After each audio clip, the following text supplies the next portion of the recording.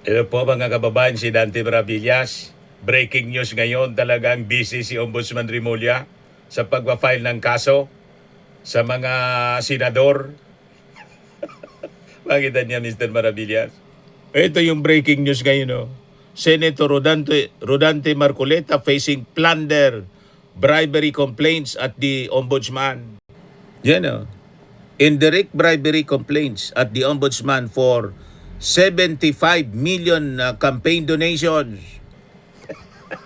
Yung hindi niya dineclare, mga kababayan, at pinagyabang pa niya sa kanyang programa. Hindi niya dineclare sa kanyang susi.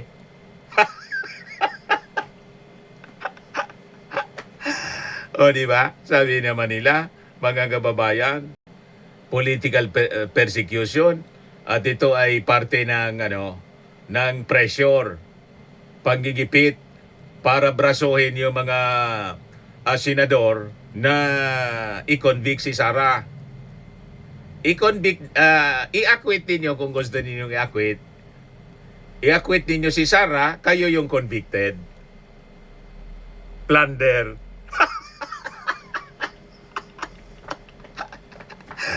O di ba? Ay, sabi ko sa inyo, maubos itong mga senador kasi sila yung gumawa ng problema nila. Si Marcoleta, ang akala niya nakalimutan na yung 75 million na hindi niya dineclare sa SOSE. Hindi man yun nakakalimutan ng gobyerno. Sa Marcos administration, ang mali. Di-acquit ninyo si Sara kung gusto ninyo. Pero may plunder case kayo. Si Bongo, may plunder case daw, sabi ni Montulfo. Pigre-ready na rin. Tapos si Mark Villar. So, ito yung mga additional names sa mga existing na iniimbestiga ng mga senador tulad ni Jinggoy, ni Joel Villanueva at saka ni Chis Escudero. O di ba? Sabi ko, sabay-sabay itong bibitawan na sword of Damocles. Pati si Robin Padilla.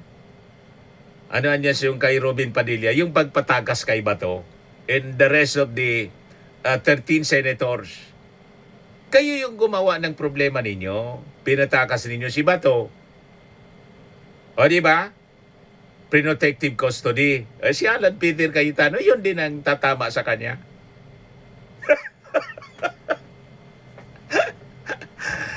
Hindi ninyo pwedeng sabihin na ito ay parte ng pressure na ginagawa ng Marcos administration. Unang-una, ang ombudsman, although si Boying Rimulya ay appointee ng ating Pangulo.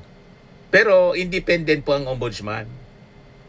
Di ba? Hindi man ang loyal sa presidente. Tulad siya ng mga members ng Supreme Court, justices ng Supreme Court. Karamihan, di ba, sa mga justices ng Supreme Court, mga kababayan, appointee ni Digong. Pero tingnan ninyo, denied yung TRO ni Bato.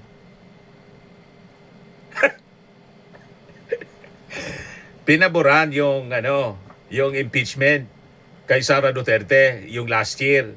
Kaya lang yung favor, mga kababayan, na binigay ng tiniktikal, di ba, ng Supreme Court, napasama tuloy. Kasi trinayal na, mga kababayan. Hindi pala trinayal. Yung term kasi mini trial. Pero hindi man yung trial. Dumaan sa pagsusuri ng Justice Panel. Ayan tuloy. Mahirapan, mga kababayan, na i-acquit ng mga senator kasi nakita na yung mga may patikim ng mga mabibigat na ebidensya sa presentation ng AMLAC. So lumalabas na positive yung unexplained wealth, 6.77 billion yung na-detect ng AMLAC sa mga bank accounts ni Sara Duterte. So napasama. Nakita ninyo, mga kababayan, kaya si Sara hindi umarap sa Justice Panel, mga kababayan. So anyway, ito po yung latest development. Plunder case and bribery Remate si Marcoleta. Ayan o. The Field Investigation Bureau of the Ombudsman has recommended the filing of plunder and bribery charges against Senator Rodante Marcoleta for receiving 75 million in campaign donations last year. In its complaint affidavit signed on May 18, exclusively obtained by GMA News, the investigators want Marcoleta to be indicted for plunder alongside former Quezon City 2nd District Representative Mike Defensor and 2 others who donated to Marcoleta. Nag-donate nito si Mike. The undersigned investigators respectfully pray that following respondents Rodante Dizon Marcoleta and private individuals Michael Tan Defensor, Joseph Varias Espirito, and Aristotol Baluyot Viray be indicted for plunder as defined and penalized under Republic Act number 7080 and for violation of Presidential Decree number 46. The complaint affidavit read. Siguradong sasabihin nila, politika. Hindi po politika ang ginawa ninyong krimen. The crime of plunder, hindi yan politika. Kundi crime, pure crime ang ginawa ninyo. Hindi ko mo Duterte senators kayo, pwede na ninyong irason kasi kalaban na kayo ng Marcos administration. Unang-una, kayo yung kumalaban. Hindi man yung Marcos yung kumalaban sa inyo. Kayo yung lumaban. O ngayon, ang problema ninyo kasi, lumaban kayo, hindi man kayo malinis.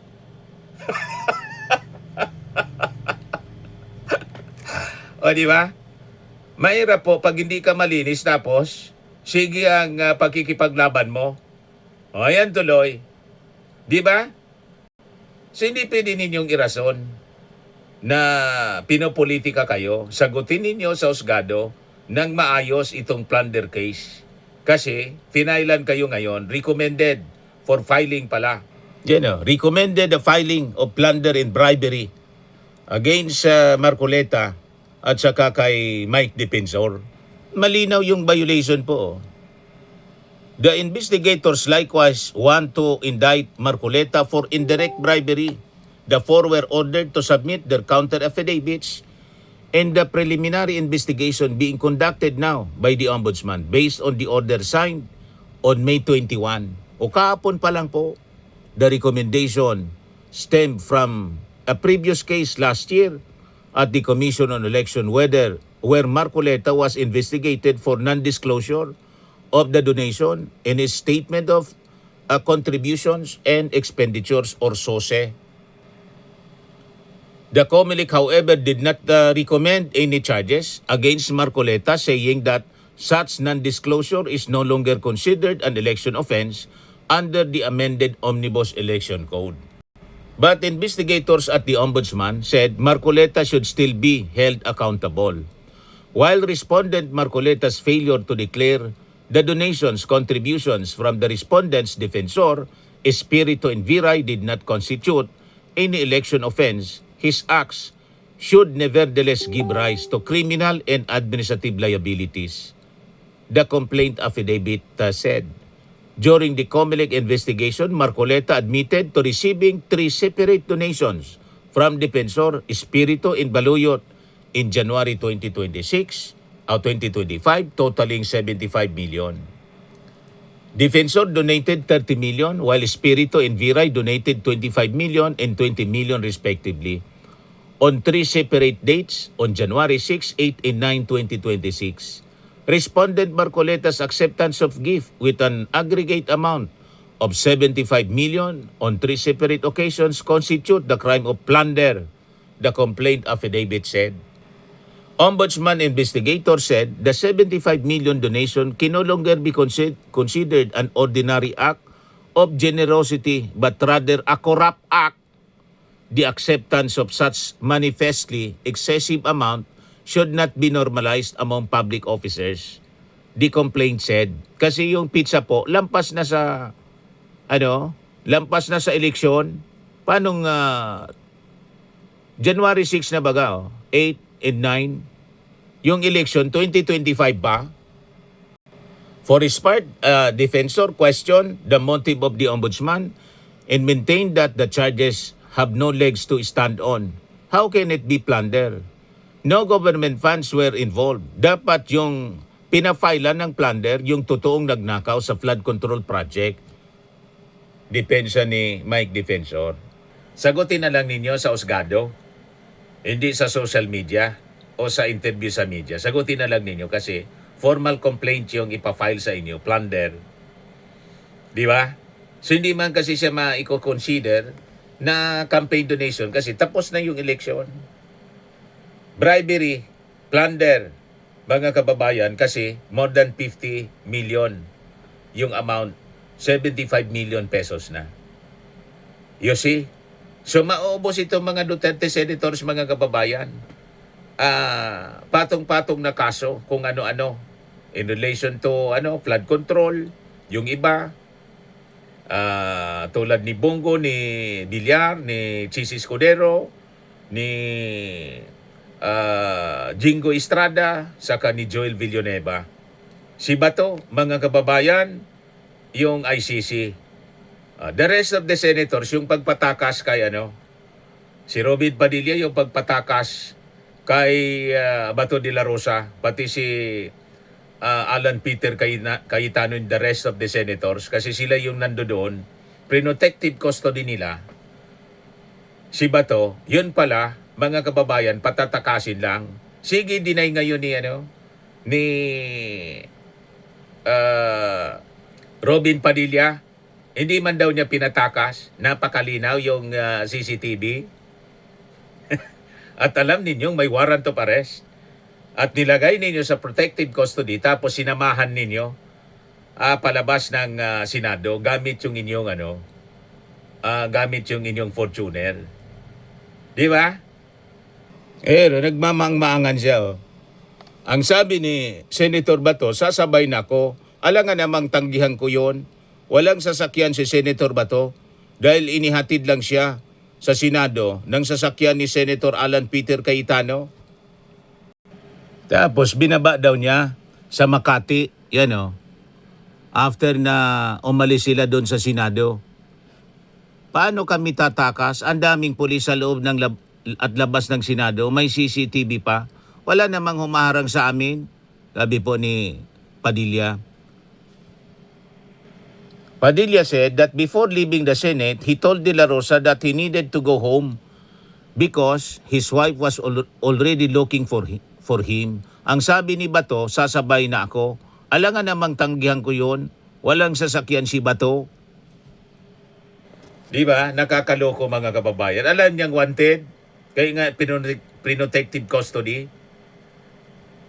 So, may pananagutan sa batas, mga kababayan, itong mga Duterte senators. Tama itong sinabi ni Percy Sindanya. Dapat anyang imbestigahan. Our authorities should investigate and question Senator Robin on the whereabouts of Bato and if necessary, file the necessary charges. Sabi niya, imbes na maging palusutan niya, nagmistulang confession. Baka na FOMO, fear of missing out. Senator Robin Padilla, si Senator Robin Padilla kay Digong in Bato. Ayan tuloy, na-violate niya ang Article 70 ng Rome Statute on offenses against the administration of justice dahil sa pag-obstruct niya sa enforcement ng ICC warrant sa ad ng kongresista. Damay siya ngayon. You see, mga kababayan, namomoro na itong lahat ng mga Duterte senators kung ano-ano na paglabag sa batas yung ginagawa nila dahil sa kanilang pagkakampi-kampihan. You see, pinapahamak nila yung kanilang mga sarili. Ngayon, pag hinabol ng batas, sasabihin, political persecution. Hindi naman po maaaring ganon. Ito yung latest naman kay Chis Escudero. Ombudsman orders Chis to answer flood control scandal allegations. Ayon kay Assistant Ombudsman Miko Clavano, the probe against Escudero has reached the preliminary investigation stage and the anti-graft body has ordered Escudero to submit his counter affidavit on the allegations. I believe our panel is waiting for his counter affidavit. So, the preliminary investigation can move forward, sabi po niya sa interview. Ito yung naging involvement niya sa 1.4 billion worth of projects sa Valenzuela, kung saan he claimed he delivered yung kay Yusek Bernardo itong testimony, 160 million or 20% or around 800 million to Ngos building in Manila, followed by a second delivery 120 million at the same location in 2025. So ito yung kinasangkutan mga kababayan ni Chis Escudero. Testimony ni dating DPWH Secretary Robert Bernardo. Plunder. Lahat sila ngayon kakaharap sa kasong plunder, non-bailable offense. So magsasama-sama sila sa kulungan mga kababayan. Convict Sara o kahit i-acquit ninyo, pag in-acquit ninyo si Sara, convicted kayo. Pag kinonvict ninyo si Sara, convicted pa rin kayo sa plunder. Magsama-sama kayo kasi yan ang hindi man po pwede na i-bargain yung gawin ninyong leverage, yung sarili ninyong kinakaharap na kaso. Lahat kayo dapat managot sa batas. Lahat kayo dapat umarap sa accountability. Yan ang tama po. Kaya ki-acquitted ninyo, ki-convict ninyo, iyan, depende yan sa ebidensya. Di ba? Kung mahina yung ebidensya, laban sa inyo, di acquitted din kayo. Tama po? Kaya hindi po pwedeng sasabihin ninyo na pinipressure kayo, tinatakot kayo ng Marcos administration para i-convict si Sara. Di i-acquit ninyo. Gusto ninyo? Kasi pag in-acquit ninyo, may plunder case din si Sara na nakaabang kahit i-acquit ninyo sa impeachment trial dyan sa Senado. May kulong din na kinakarap si Sara dito sa impeachment, removal and disqualification, perpetual. Mas mabigat yung kakarapin niyang plunder, katulad ng kasong plunder na isasampa sa inyo ng ombudsman. O di ba?